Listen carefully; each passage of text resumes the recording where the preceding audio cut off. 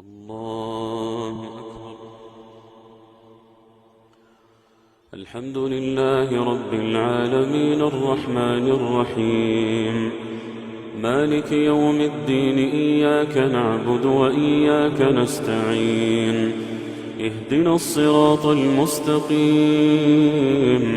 صراط الذين أنعمت عليهم غير المغضوب عليهم ولا الضالين،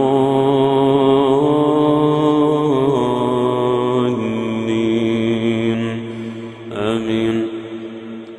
ولقد آتينا داود منا فضلا، يا جبال أوبي معه والطير وألنا له الحديد، أن اعمل سابغات وقدر في السرد واعملوا صالحا إني بما تعملون بصير.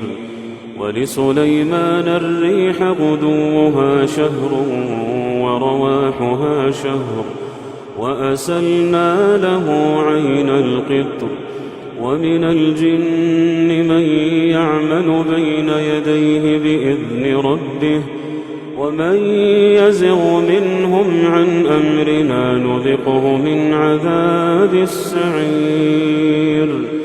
يعملون له ما يشاء من محاريب وتماثيل وجفان كالجواب وقدور الراسيات. اعملوا آل داود شكرا وقليل من عبادي الشكور. فلما قضينا عليه الموت ما دلهم على موته إلا دابة الأرض تأكل من سأته. فلما خر تبينت الجن أن لو كانوا يعلمون الغيب ما لبثوا في العذاب المهين.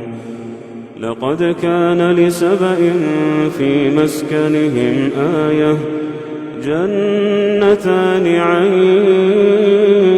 يمين وشمال، كلوا من رزق ربكم واشكروا له، بلدة طيبة ورب غفور.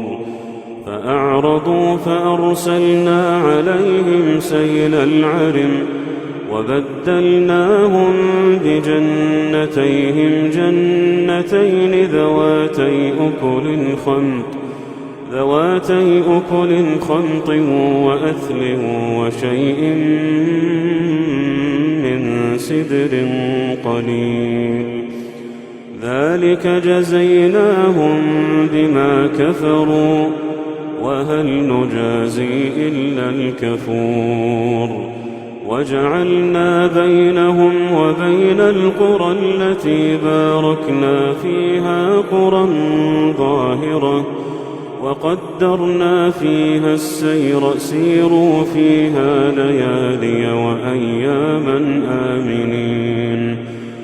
فقالوا ربنا باعد بين أسفارنا، وظلموا أنفسهم فجعلناهم أحاديث ومزقناهم كل ممزق، إن في ذلك لآيات لكل صبار شكور. ولقد صدق عليهم إبليس ظنه فاتبعوه إلا فريقا من المؤمنين، وما كان له عليهم من سلطان إلا